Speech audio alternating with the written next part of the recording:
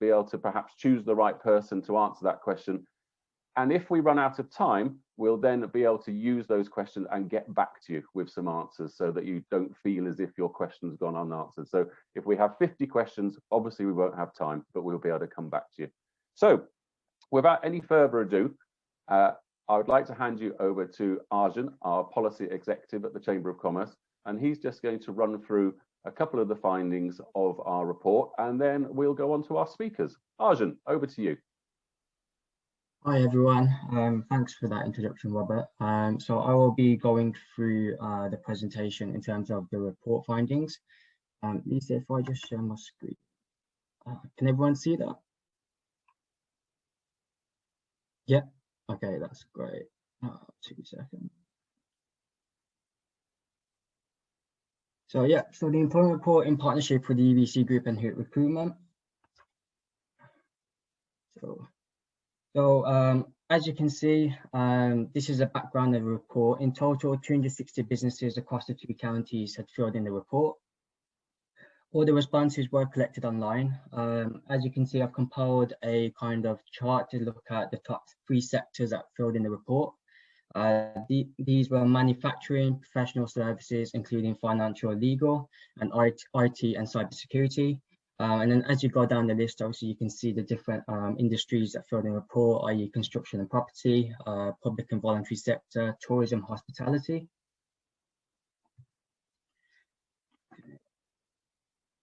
Here we have the key statistics of the report findings that we found. As you can see, the data provided from the report is really important in understanding how businesses across the 2 counties are performing, and more importantly, where we can help support businesses within the different sectors and industries that we represent.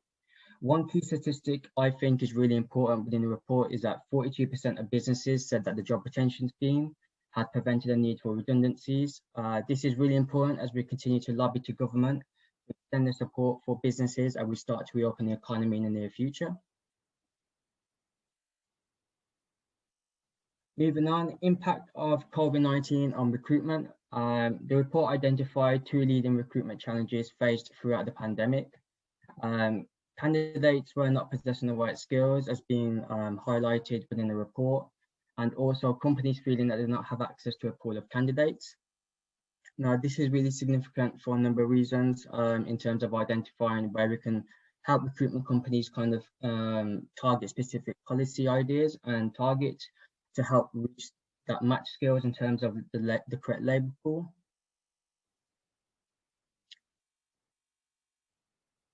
Slide 5, we move on to the employee health and well-being is more important than ever before, with the majority of employees now working from home.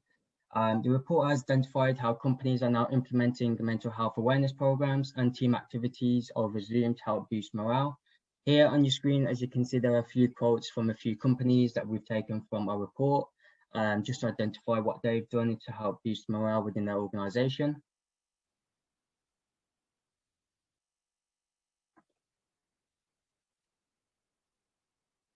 Moving on, the employment report also focused on remote working, the benefits and challenges. 2 benefits which companies highlighted as a benefit of working from home is more of an improved work-life balance and reduced impact on the environment, i.e. there's less cars on the road, so you're not seeing as many people out and about.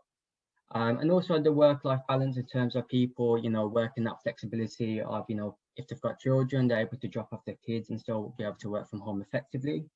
Obviously, that's come under more increasing pressure recently, as the last national lockdown has seen a lot of parents now schooling their kids at home, which has caused some considerable challenges.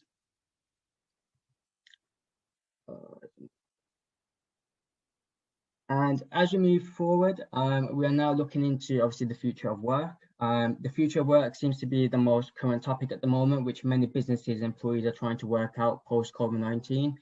Are we going to see a return into back to office full time, i.e. 5 days a week, or are we going to see more of a mix in between of working 2 days at home and 3 days in the office? The employment report highlighted that 53% of businesses are planning to continue remote working. I would prefer the employees to have a hybrid approach with a balance of home and office working.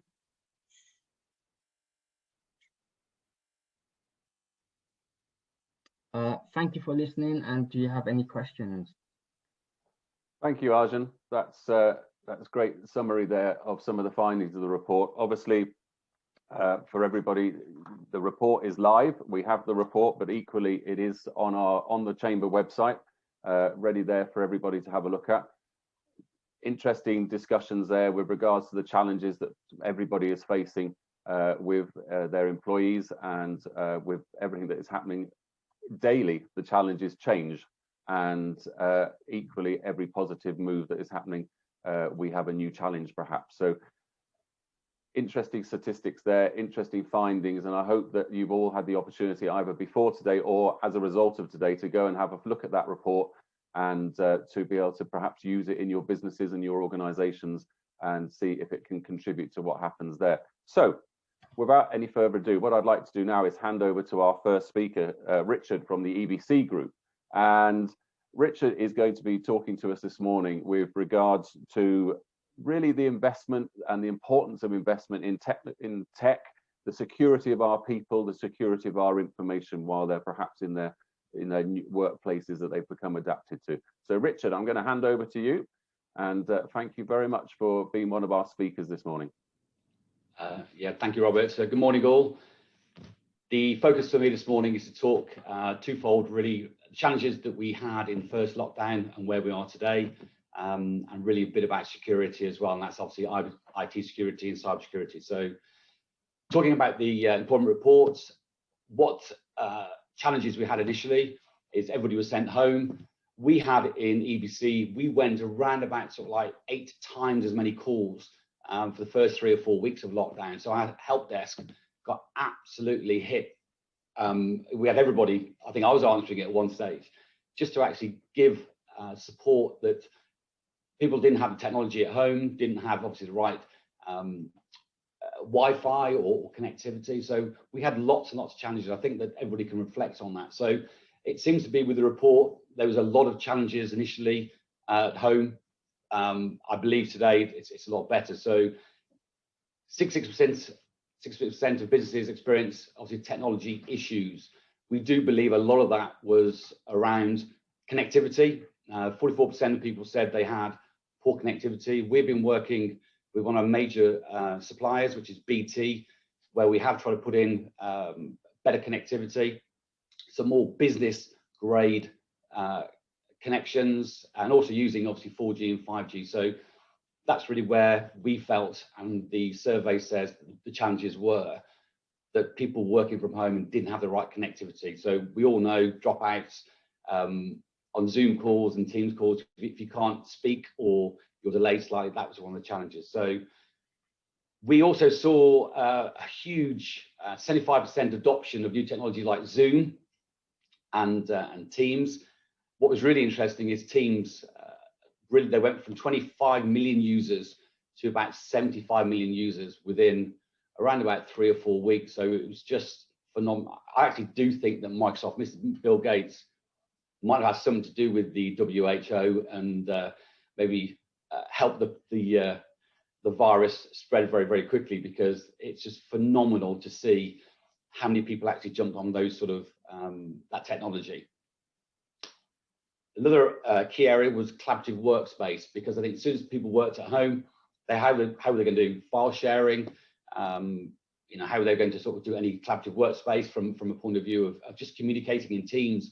So again, Microsoft were leaders there, I believe, using Microsoft Teams, SharePoint, OneDrive to sharing all your documents. So for me, that's where we helped a lot of our clients. We actually ourselves saw the investment. The speed was incredible, and the investment that our clients actually made in that technology was pretty impressive, to be fair. So we were actually up against it, but we achieved it. Even I think something that we have on our website, we had a call from Worcestershire NHS Trust, and they said, can you roll out around about 3,500 users for us in the next couple of weeks? It was like, okay. So again, we supported locally as well, which is really, really good. Jumping on to security, a lot of people went home and opened their old laptops or PCs and logged on to people's networks. We saw a real issue with security because people didn't have that local security at home, so local antivirus. So it's really interesting for me is passwords. I'm not sure that people understand how many data breaches we've had in the last 30 years. But if you have a password which is, you know, a name of a place or a name of a son or a daughter or a loved one, it's more likely going to be breached. It's going to be out there. So we have been doing a lot of work with passwords, making sure people have no words or names, etc. in it. We do recommend about 15 characters, which is hard for me to remember. I've actually bought a laptop now with face recognition because I've just so much easier to log on. But please be very much aware of passwords and how important they are. Excuse me. There's been a lot of press regarding, obviously, the COVID-19 pandemic, but we have seen our own pandemic in cybersecurity. It's just been incredible, the amount of breaches that we've seen. We've had too many companies where they've lost data and we've had to rebuild their infrastructure, etc. So there's a big warning to business owners and stakeholders to please try and just reflect on your data stores and the security around that. Ultimately, we truly believe now it's not if, it's when you're going to get attacked. So make sure you've got everything in hand as regards the backups, and actually you can restore things pretty quickly as well, please. There's a new Gen 5 cyber attack. So just to give you an idea again on before we went into lockdown the first time, we had about 5,000 weekly attacks. We're getting around it went up to about 200,000 a week. It's actually now just over 250,000 attacks a week we're getting. So it just proves what people are doing when they're at home. You know, we've got a lot of very clever people at home trying to obviously get onto people's networks. So again, just a big warning there. There is a story that people might have heard. It's a company called, it's a Russian cyber espionage group called Fancy Bear. They started their business and they were being nice by trying to be Robin Hood for robbing from people and giving it to the poor. The charities unfortunately gave the money back, but they reported $100 million they actually had from ransomware in their first 6 months of trading last year. So pretty impressive stuff. And again, attacking ransomware, government offices. The big one for me was Travelex. We all know Travelex when we go, well, we used to go to airports and travel. They had a ransomware attack. They didn't survive it. I'm not sure anybody knows, but a huge business. Just shows you that a company like that couldn't survive a ransomware attack. So we talk about infection rates with COVID-19. We've seen an infection rate with malware. It's sort of around about, it doubles in size every 8.5 seconds. So people who know about IT, if you look at servers, or what we call as virtual servers now in the cloud, when people have been attacked, we're looking at around about 2,000 virtual servers per minute, okay, can be attacked. That's how fast these guys can move now. It's incredible. So please, again, just start warning, not trying to scare anybody, but we do have our own pandemic when it comes to cybersecurity. Again, not selling EBC, but we can support clients through that. We've done a lot of work through obviously best practices and prevention. So give us a shout if we can help in any way. And I'm sure Sharon will get me to do some free work for obviously our membership. Last part about ransomware, be aware that they do something called double extortion. So when they're asking for particularly Bitcoin, $10,000 to $15,000 per Bitcoin, and it's a client recently spent about $500,000 on getting their data back through insurance, which is good. Be aware that what they tend to do now is they'll come onto your networks, they'll extract as much data as they can as quickly as possible. If you have, like we all have now, good connectivity, not necessarily from home, but from your servers, they can extract a lot of data. So then they hit you with a ransomware, ask you for the money. If you pay it, okay, hopefully your data will not be leaked anywhere. But there's been too many cases where people haven't paid or have paid and their critical data has been shared. okay, on the dark web or sold on the dark web. So again, a start warning for businesses that passwords are important, but even if you've got your local, if they get onto your network, look at your data, please do some protection on your files and folders, so it's more localized, because that's where potentially your employment records, your wages, many critical documents could be shared with competitors, but ultimately can be sold as well. So please be aware of that. So very important. So that brings me nicely on to GDPR, really, which is maybe with Brexit and COVID, we've all forgotten about GDPR. I know it's potentially a boring subject for most, but we have to, again, from an employee responsibility for our employees, if that data gets out, there are big fines. I think there's reputational damage as well. The reputation of our business, we've all worked, I see a lot of faces on these screens, have worked hard for many years to create amazing reputation in their businesses. It can be very much taken overnight by people knowing that employee data has got out, and you then try and go and employ people, and they understand that maybe you're not as cyber secure as you should be. So really, that was my segue back into the employment report. So that's me. Thanks for listening. I hope I've bored anybody. Not at all, Richard. Thank you very much for that. And I'm sure we'll be rushing for all those services that you've just offered us free of charge. That's absolutely fantastic. No, I'm only joking. I think it's very interesting, though, and I had a conversation just yesterday with somebody that if this had happened 15, 20 years ago, when we didn't necessarily have the connectivity and the technology that we have now, I think we would have been looking at an extremely different situation with regards to how businesses kept moving. And I think also it just goes to prove, and I can see on this screen that we have some significantly large businesses, but also some small businesses, and that's a representation of our membership in terms of large and small businesses, and everybody needs to be very careful.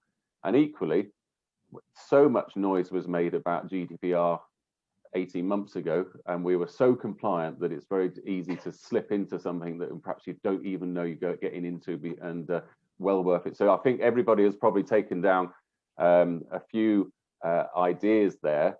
There is a question which I'm going to come to, if I may, at the end, so all the speakers get an equal amount of time, and I've just logged that one, Sharon, so I will make sure that we look at that. Richard, if you saw that, you've got a chance to prepare your answer. So what I'm going to do now is I'm going to move over to Dale from the DRP Group. And Dale, you're going to talk to us a little bit about how you've been protecting people and also your feelings with regards to looking after their well-being as well. So over to you, Dale. Thank you. Thanks, Robert. Yeah, morning, everybody. So DRPG, we're a creative communications agency employing 360 people, operating globally, but majority of those 360 are based here. Well, they were based here until COVID. So take back 12 months, 5th of March, actually, I can put it onto a date.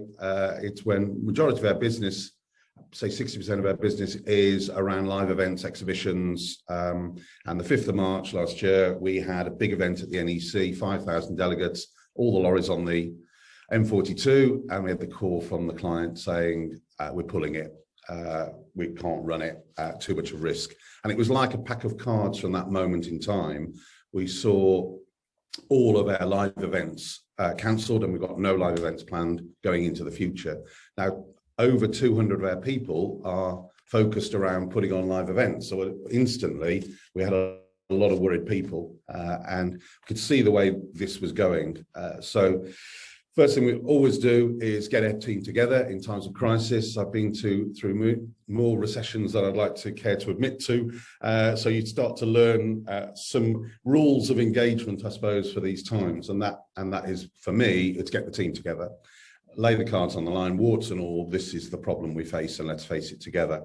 The mantra throughout, right from the beginning, has been 2 words: protection and opportunity. Because there's always an opportunity coming out of a crisis, and we need to find it. But focusing on protection, and there's 2 things with the protection: it's people and there's cash. Everything else, forget profit, that's out the window, and anything else in the business, it's absolutely about people and cash.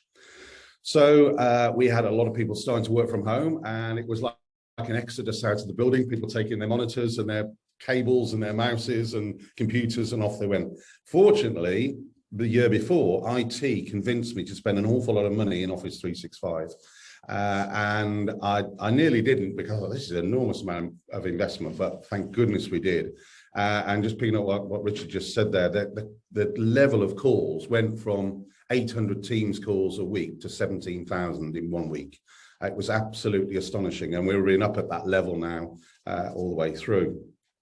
We took furlough. We put about 200 of our people on furlough, took a CBILS loan, and absolutely brilliant. And that absolutely made sure we could protect those 200 plus people who would now not got anything to do.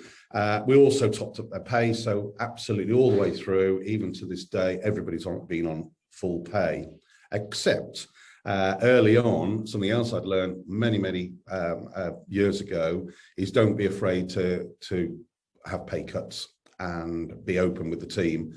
So we approached the team, and first of all, it started with the board. The board took 20%, and then the leadership team took 10%, and then we offered it out to the rest of the team and said, it's voluntary. If you want to take a pay cut, and actually it'd be a pay deferral, we will pay it all back eventually. And an enormous amount of the team volunteered, and we had people that we had to say, no, you're on a fairly low wage, you're under pressure, we're not going to accept it. And even some of the apprentices offered as well, which we didn't accept the apprentices, which actually just adds to the morale and that one team spirit that we were trying to create, which was brilliant.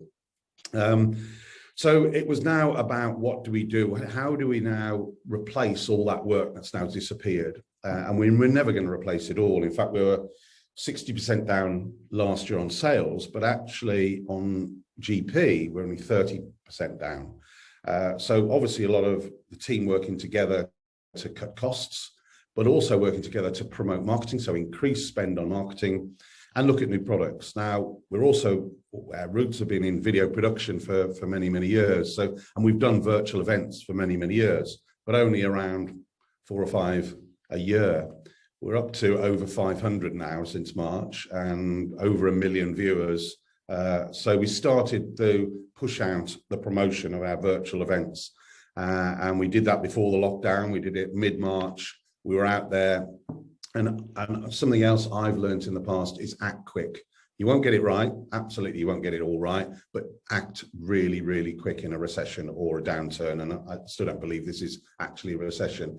And I remember we'd had a big team meeting. We brought everybody together, and I said, we're going out in 24 hours with the first broadcast to tell our clients or show our clients how to broadcast. And one of the directors turned to me and said, no, we need to have some more planning. We need to plan this for the next few weeks. So no, we've got 24 hours. You've got 24 hours to get this together. And we did it. And we had 800 on the call. And that then started to sell a new product of virtual broadcasting.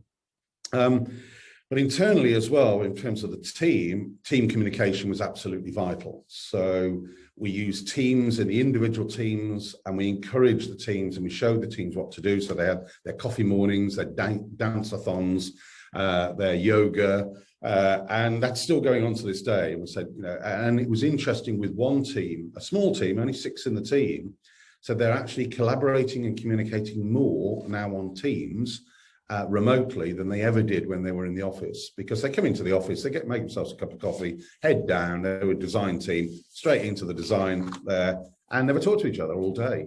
Now, every morning, 10 minutes, they're all on a Teams call, and they actually know more about what each other are doing than they ever did before. So that's certainly a learning and going to keep going.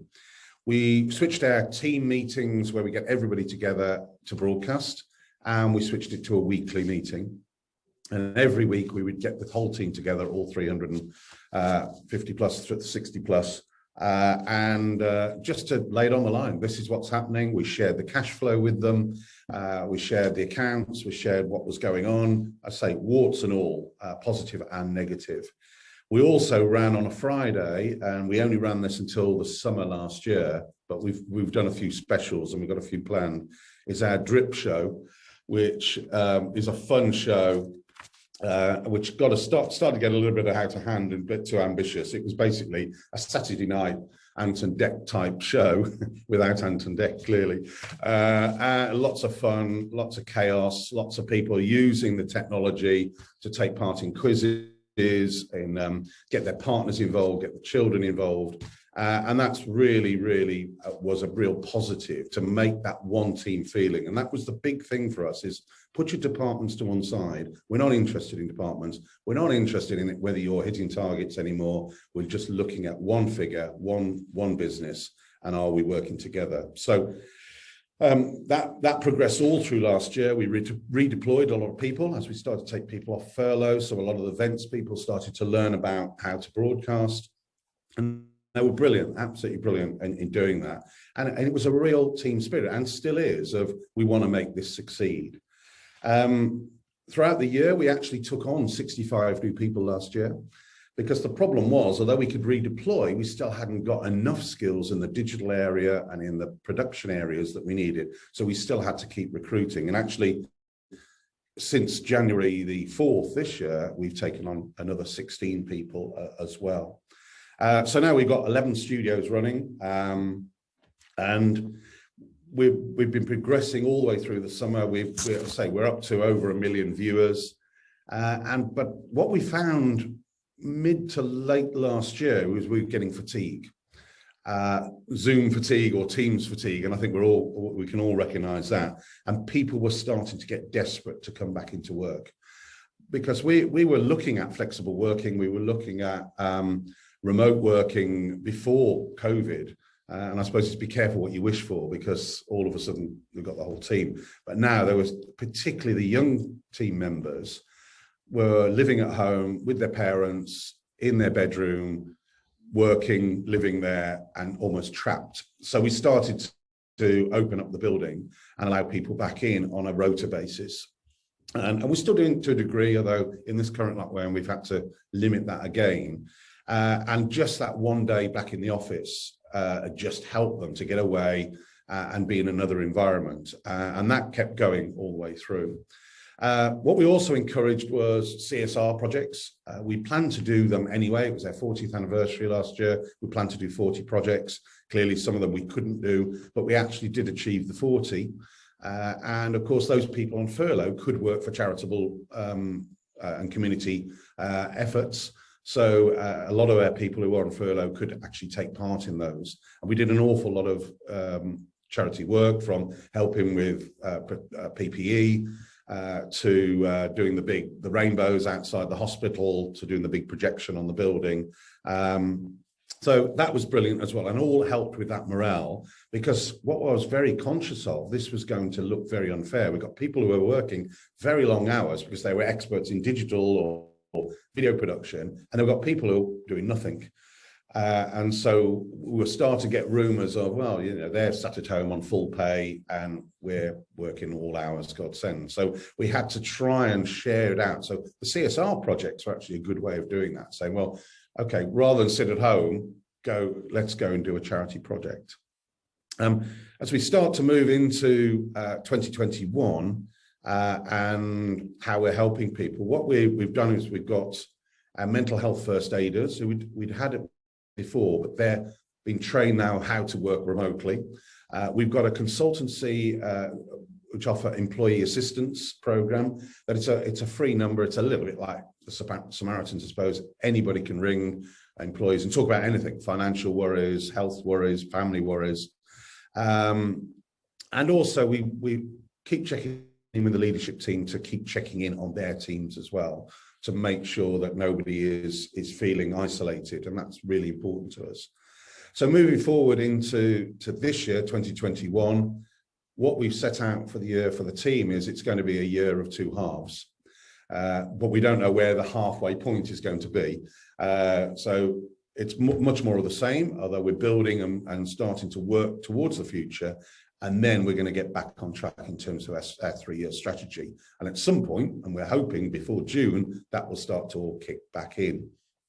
We relaunched our academy, because most of our training academy was done face-to-face. And of course, that now has to be done remotely.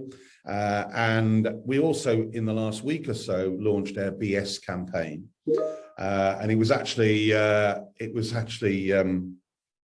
something that one of the team came up with, and it's around business stress. We've put a whole out on the hub, which is our Office 365 internal communication and SharePoint, a whole load of hints and tips of how to look after yourself, but how to look after each other, how to literally cut the BS as well, and cut process, cut red tape, and just get some common sense across the business. And it's been brilliant from that point of view, because when we look back at a business, we're a business who is growing and getting lots of processing, lots of procedure, lots of unnecessary things. And actually, the last 12 months, if there's anything good to come out of it, and one of the opportunities is to get rid of all that and get the team involved in doing that. So we're doing an awful lot around that internal comms, that well-being, look after yourself, share what you've been doing. And we had a team meeting this week where people are sharing about their one run Land's End to John O'Groats on their laptop or virtually. And we're doing a big campaign about equality and inclusion as well. That's starting to roll out in March. So the feedback for the team has been amazing. They've really been with us all the way through and still are. And recently, in the last week or so, of course, we've introduced our testing program in the building, that anybody who has to work, and we still have to have a lot of people working, we still have to have a lot of clients coming into the building, but everybody gets tested now, and we've trained about 25 people to be testers alongside a medical company and professor, and that has added to the well-being and the confidence in the business and people feeling secure for working for the business. So yeah, it's been an interesting time, challenging time, but I'd always say that the best policy is to be absolutely open with the team and involve the team in the problem. Don't try and hide the problem from the team. And if it's negative, then say it's negative, and it's positive, say it's positive. Share the success, but also share the pain as well. Thank you, Dale. Thank you very much for that. And I think the beauty of a forum like this, discussing the report and listening to the speakers, is that irrespective of how, and I've said this already this morning, irrespective of how large or small your business is, that you can have some takeaways from discussions like this, and there'll be something in your business you'll think, do you know what, that is actually something that we could look at. And the whole communication and working together of teams that have literally left the office overnight, so to speak, has been so vital. And I have to say, anything that makes Saturday night television more interesting has got to be a good thing. So your whole team should be commended for that. That is for sure. Now I'm going to hand over now to Laura from Hewett Recruitment.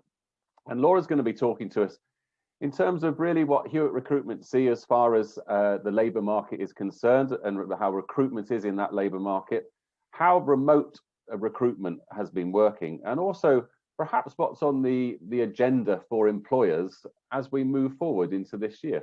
So over to you, Laura. Thank you. Morning, everybody.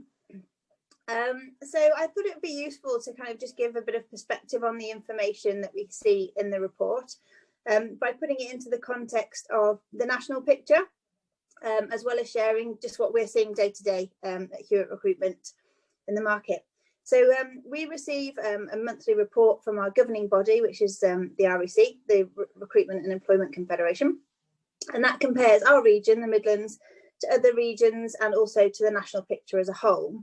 And what we're consistently seeing every month when that report comes through is that the Midlands is really outperforming the rest of the country. Both in December, the December report is the latest one I've had. I saw the January one has just pinged through into my inbox while this presentation has been happening, but I expect the information will be similar. A sharp increase in both permanent and temporary placements following the news of the vaccine rollout, and that was a much kind of stronger increase than other regions saw. They were kind of having much more subdued figures, and London in particular was really lagging behind. Of course, the Midlands is home to UK manufacturing, and while aerospace and automotive did kind of get really badly hit in the early days, they are kind of picking back up again, and other manufacturing markets too have had a strong year actually and outperformed expectations, such as medical and food related industries.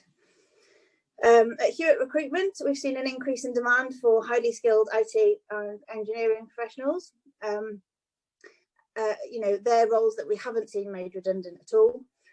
Obviously, it's hard to recruit into those skills, so companies have been holding on to those people. And also, we've seen an increase in demand for blue-collar workers as manufacturers have tapped into that flexible labour supply. So just reflecting about what's going on right now in the current lockdown, it's actually been business as usual, really, for us, apart from working from home. Companies, we lost one temp requirement in this lockdown. All of our other 300 have carried on working, and permanent recruitment has carried on as usual as well. We haven't had any pauses or cancellations of permanent opportunities either, which has been great to see, and kind of really demonstrates that businesses have adapted and they're determined to press forward and keep the economy ticking. So just thinking about the actual recruitment process itself, I think a lot of us have become experts. It sounds like Dale in particular, with virtual and remote recruitment and onboarding over this past year, but a lot of companies haven't touched it at all, but might be just starting now to think about how to approach that. So I thought it'd be worth just kind of touching on that. So when companies initially moved into remote interviewing last year, what we saw was a real slowdown in decision making, both from candidates and also from our clients. I think the difficulty there was driven by just a lack of information. When we think back to the good old days of face-to-face interviews, face-to-face anything for that matter, you know, there's so many kind of non-verbal cues that you use, and a lot of gut feel, let's be honest. But suddenly with video interviewing, you know, a lot of those cues are removed. I actually had to go on a site visit yesterday for a client, and I was just really excited. I've had lots of meetings with that client on video this year regularly, but it was just amazing actually the richness of the conversation that you have when you're sat in a room with someone, and from a relationship building perspective as well. It really did strike me. And I think in this remote world where we're having to do these interviews in that way, I think we have to be much more structured. We have to be more carefully planned in terms of our questions, just to make sure that a decision can be made, because it's kind of difficult to get that instant connection that you might get with somebody face to face in a room. But as time goes on, you know, companies have been embracing new processes for remote interviewing and onboarding. And in many cases, we've seen an improvement in efficiency of the recruitment process. So, you know, you're not having to wait for a candidate to book a day off work or half a day off work to attend an interview. They can attend in their lunch break or at the beginning or end of the day. And we've also seen a lot of creativity as well, you know, in terms of companies creating videos about what it's like to work somewhere, and sharing that on social media much more.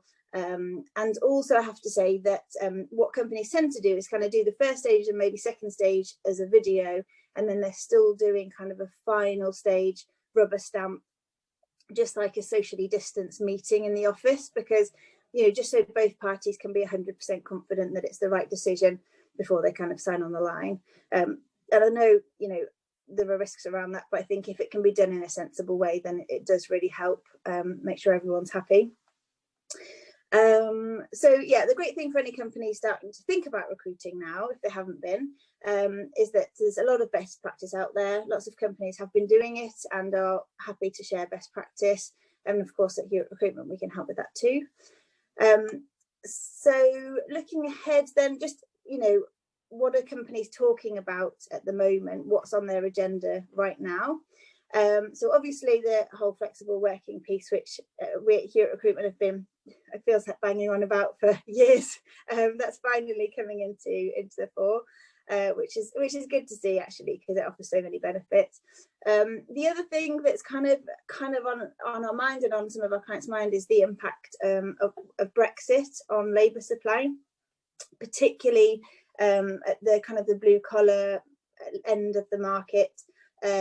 You know, we haven't really, it's too early to say exactly yet, and particularly with hospitality and events and certain retail parts of the market, kind of closed, I don't think we've seen, people might have been moving into other areas that are kind of busier. So I think once everything's back up and running, hopefully sort of spring, summertime, I think that's when we'll really see, where we are in terms of reliable workers for kind of your low skilled roles. So it's something that we're really keeping a close eye on. The next thing that is generating a lot of conversation at the moment between our clients, and it's not something that tends to come up actually normally, is salary reviews for the financial year that we're going into. So I think because, as the report showed, so many companies made pay cuts or pay freezes last year, and there's a lot of discussion about what to do this year.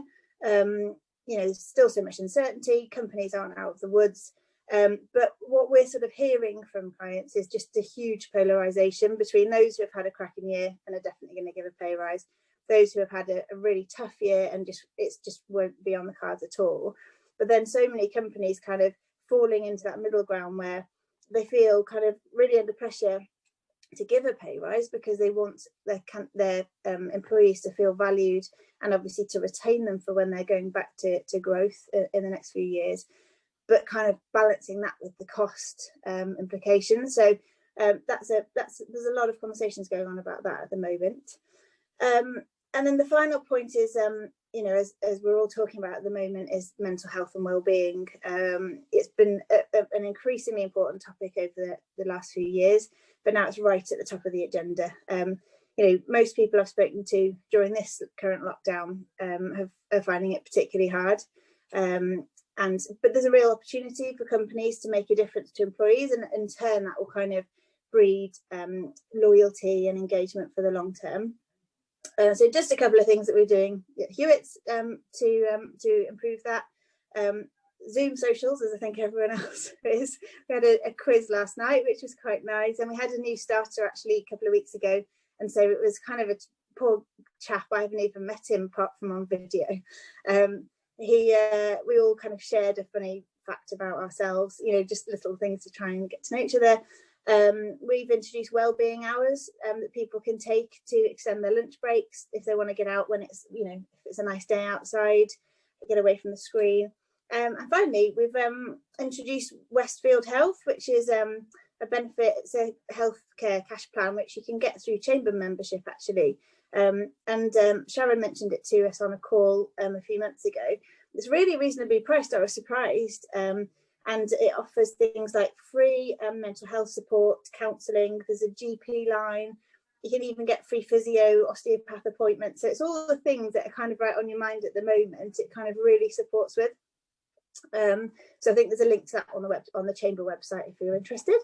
So that's it for me. It's just kind of a whistle-stop tour. I think every subject I've talked about could have been a presentation in itself. But if anyone wants a more in-depth conversation, obviously just give me a shout. Thank you. Laura, thank you so much. And thank you to all of our speakers this morning for their contributions, because we've covered so much ground. It is absolutely true. We covered a lot of. I'm also one of these people who have started a new role and have only met, I think, 3, maybe 4 members of the entire chamber team in person so far.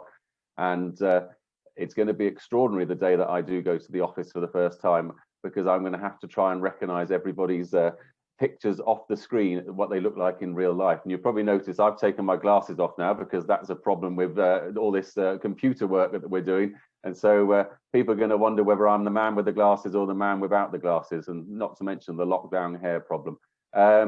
Now, there was a question that was posted, so I'm now going to encourage as many people as possible to put questions into the chat.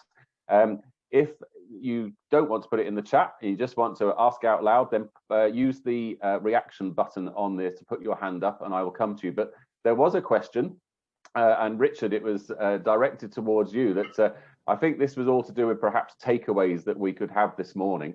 And the question was along, and I'm going to interpret it as, if we had three questions we could ask each other about our business or our organization in terms of internet security. Oh, I was looking at you, then you moved around the screen. There you are. In terms of internet security, and things we could look out for, just something we could check at lunchtime today to make sure that perhaps we're sitting pretty and we are safe. What would your top 3 tips be? Yeah, thanks, Robert. Thanks, Sharon, for the question. I think the focus we always start from is where is the weakest link in any business, and the weakest link is always going to be our staff. We've done quite a bit of penetration testing with our clients, and I'll tell you a quick story. We had a client, sort of 50 staff, 10 million turnover business, sort of 4 or 5 IT people, and the stakeholders, shareholders said, Richard, can you come and do a bit of penetration testing to see how good we are? And people don't realize how much information that is in the dark web that we can use. We do about 20,000 passwords around every sort of 30 seconds. We can hit people's, so your security layer in your business, that's how much we can hit. So to give you an idea, it took us around about sort of like 5 minutes, okay, to penetrate a business, and we saw everything in that business. So I think what's important, and just telling that story, it was literally a password from a user who literally had something like password, as in PA, 55 WRD. And this is where you've got to start from. Your highest level is just make sure your staff are trained and educated of how vulnerable, okay, they are making your business. Because at the end of the day, when it's your business, you're the one who's actually going to lose out, potentially not them. So you've got to start there. So the first tip is just review all people's passwords. Set a regular change. I think it should be monthly as a minimum, and it should be at least 15 characters. And when I say characters, that cannot be names and loved ones' pet names or whatever it is. Sharon, I'm looking at you when I'm saying that. So yeah, that's number one. Number 2 is really focus on, if you do get hit, which I believe that I seem to know more people who've been victims of cyber than actually COVID. It's maybe sort of leveling out a little bit now, but the first lockdown, we had too many people who got hit with the pandemic with cyber than they did actually COVID-19. So look at your business processes, make sure that you do test the resilience. If people are telling you that we can be up in 7 hours, a good friend of mine said, my IT guys are saying we can, if we get hit, we're up in 7 hours. Absolutely no chance, not with the investment. So you have to also look at your investment, because if you want the best security, you've got to pay, invest, as Dale said, that the investment is huge when you do this properly. I mean, Dale, you mentioned about Office 365. We're rolling most of our clients to a new product called M365, and that's just an extra security layer. A lot of our clients think that they're now with 365 or M365, and it's all backed up now. No, it's not. Go and test these things, because they're not backed up. You need to make sure it's backed up, just because if you lost all your emails, where are you going to be? So the tips for me are those 2 key ones. The last one is insurance, cyber insurance. We're working with Gallagher's, who do sponsor the Premiership Rugby, because we've seen how well they work. We've had too many clients that are underinsured when it comes to cyber insurance. So again, check your insurance. Okay, it's usually somebody else, and this is the downside in stakeholders. And there's a lot of stakeholders on this call. They trust somebody to do their IT, to do their insurance. Okay, I'll just say, please check to make sure that you have the right processes and things in place, but mainly check it and inspect it yourself, because it's critical. It really is. And lastly, make sure you're insured, because if you do need that insurance, we've got a lot going on at the moment with business interruption insurance for a lot of businesses, but we've got to make sure cyber is right up there with that after COVID, because if you do get hit and you get a ransomware and you've got to pay $200,000, $300,000, $400,000 to get your data back, are you insured, as an example? And then the work that needs to go into getting that back. Do you have the skill sets? If you did rely on a company like us to do it, it can be many, many, many days, many, many weekends of hard work to get it. And that does unfortunately ramp up the bill. And we've had must be 50% of clients who've been hit who are underinsured. Those are my 3 things. If I've said 10, I do apologise. No, that's absolutely great, and some good advice there. Thank you for that. I have spotted a question here for Dale. Dale, you may have got a preview of it in the chat there, but How do you ensure that all your people are included and take part, despite your leaders doing their best to ask them directly?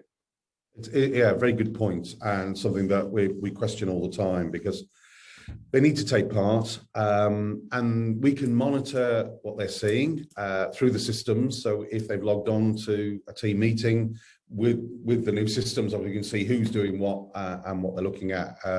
So that's a good thing. So if we start to see there's a trend with a certain group of people or a certain person, we can go and find out why and investigate why aren't you logging on. We've done some engagement surveys as well. That's carried on going, and one board member said to me, "This is mad trying to do an engagement survey through a pandemic." And I know it's an absolutely perfect time to do it. Let's get their honest feedback. And we did have one comment saying, and they contradicted themselves. They said, "I've missed 5 team meetings and I don't know what's going on in the business." Well, yeah, I think you just answered your own question there, and went back to that person. So we try it. I think that what I would say is the same as the TV shows and TV companies. How are you going to get your ratings up? You're going to get your ratings up by making it engaging, interesting, fun, and something that they want to watch. So we work hard on that to make people want to watch the programs and want to be part of the team meetings, want to be part of the community projects and else. So, and at Christmas, the conference there, we gave a load of prizes away, spot prizes. We emptied out junk room with all sorts of silly stuff and hampers, and then we told everybody there was going to be one big surprise at the end, which was we gave everybody a share of the profit. We only made a very small profit last year, and we gave it all away. We just split it amongst the whole 360 team members. And we were saying, should we only give it to the people who logged in? And we then, no, that's really unfair, isn't it? So we didn't. We gave it to everybody. But yeah, it's make it engaging. That's the big thing, that they want to log on and watch you. Thank you, Dale. Thank you for that. I do have a question in the chat, and then I'm going to come to Ben, who's got his hand up. So, question in the chat is, and it actually applies to perhaps anybody on the call who wants to contribute to this. Has anyone on the call been affected, unfortunately, by deaths of employees or members of employees' families from COVID? If this was the case, how did the company go about, and how did the teams deal with that unfortunate circumstance? Has anybody got any advice or anything that they would like to contribute as far as that's concerned? You might, if you have got something to contribute, you might need to put your hand up so we can unmute you.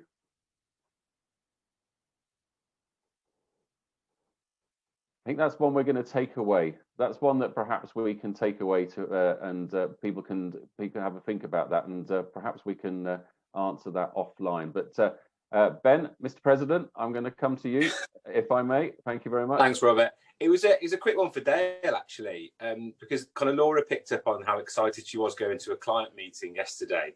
I think we're all kind of craving getting back to a bit of normality and a bit of FaceTime, like real FaceTime. So given the industry you're in, I'm just curious as to where do you think we might be in a year in terms of having big things like the Chamber Expo and all those wonderful events where we can network and share ideas, etc. Yeah, I mean, interestingly, talking to a lot of our competitors yesterday, they're starting to take bookings for September time. Okay. And we've got inquiries for June, and one or two others had as well. But we're sort of playing our cards a little bit two ways of, well, it could be virtual, could be hybrid, could be now face to face. Interestingly, the G7 summit in Cornwall is going to be for real, and quite a lot of competitors on the call yesterday do work for government, and they're saying all the government events are running as normal from June onwards. So that was quite interesting. That we're feeling like that this whole vaccine thing is being managed, the comms are being managed better, and our expectations are being managed better. They're saying September, but actually mean June. Yeah. So our industry is starting to gear up. Our problem is the corporates are saying we're not going to do anything until next year because we don't want to be the first ones to to infect all our people. Yeah. Brilliant. Thanks, Dale. Thank you for the question, Ben. Thank you for the answer, Dale. I think chambers of commerce around the UK are having the same conversations as well with regards to when live goes live. And that's actually a very interesting point you make there, Dale, in that the government are almost making a statement to the world, if that's the project at a hotel I'm familiar with down in Cornwall, actually, from my youth of summer holidays, enjoying myself down there. Now, any other questions, folks? Have we got any hands going up? I'm keep going. I've got 2 screens on the go here, so I'm keep making sure I don't miss anybody. While perhaps you are thinking of a question, it gives me the opportunity. Interestingly, you talk about live events, but also interaction and people who perhaps are looking for information or looking to connect with people.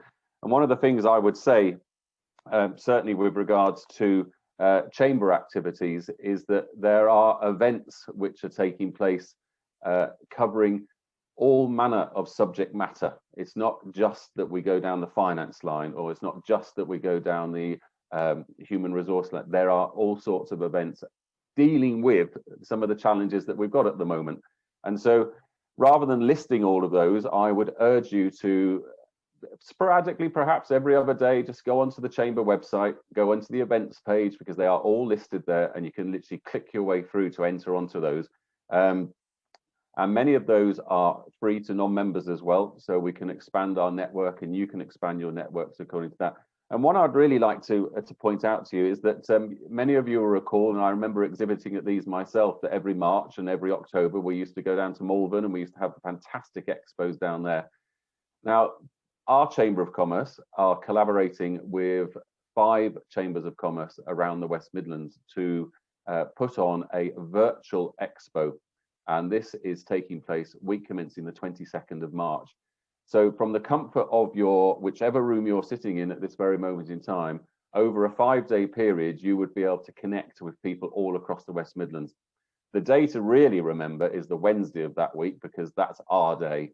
And that's when Herefordshire and Worcestershire will be celebrating that particular expo. So watch this space, because there's exciting details. If I said anything more, Liv would probably cut off my connection to my Wi-Fi so that I didn't say anything else. But please watch out for that. But please get onto that events website and have a look to see what's going on there. Now, I think a question has come in here. So yes, so this is possibly for Hewett, Hewett Recruitment. Is anyone experiencing skill shortages regarding export and the transition as far as the EU is concerned? I guess Laura or Ben might want to grab this one.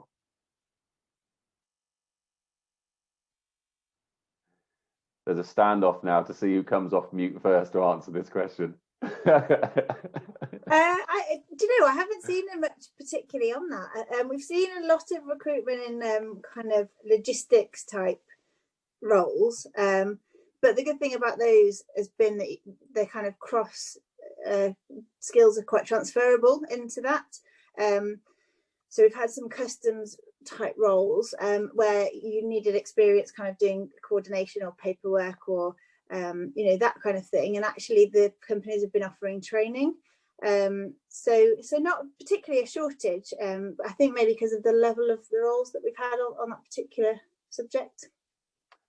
Thank you for that, Laura. So on that basis, obviously there is going to come a period of time in the next few months where potentially we wait to hear that what might be in the budget at the beginning of next month, but potentially that the furlough scheme might finish, and the result of the furlough scheme finishing may well mean that 1 or 2 companies have to make some difficult decisions. It could be, and you notice there's many maybes and coulds here because that's where we are at the moment, but it could be that that means that the employment market has a surge of supply. Now that supply may not be necessarily met by demand, and in terms of skills, do you feel as if the right people for the right roles might be there, or do you think there might be a problem? We're about to walk into a problem where there's lots of people, but it's not necessarily the people we're looking for. No, I think unfortunately in what we're seeing generally in terms of the types of roles being made redundant or those that are still on furlough, they don't match with the ones that, because the jobs that are in demand at the moment are kind of your high tech roles. So, you know, unfortunately, we're seeing a lot of redundancies in kind of admin, customer service, reception, you know, obviously hospitality. And while there is some kind of digital skills training courses you can go on, you can't just kind of magic a C# programmer or something, you know, in a short time, you know, if you need someone with several years experience. So there's definitely a mismatch there, and that will, yeah, I think we'll see some more kind of people out of work. So something to look out for, and also something to keep very close eye with regards to any announcements that are coming up in the Times. Judy, you have your hand up, and so over this, you're off mute, so fantastic. It was just to respond to the point that Laura made, in the sense that at the moment the government is in the process of procuring digital boot camps which is essentially a very short intensive program for people who are either retraining or out of work to look at how they can work within the digital sector.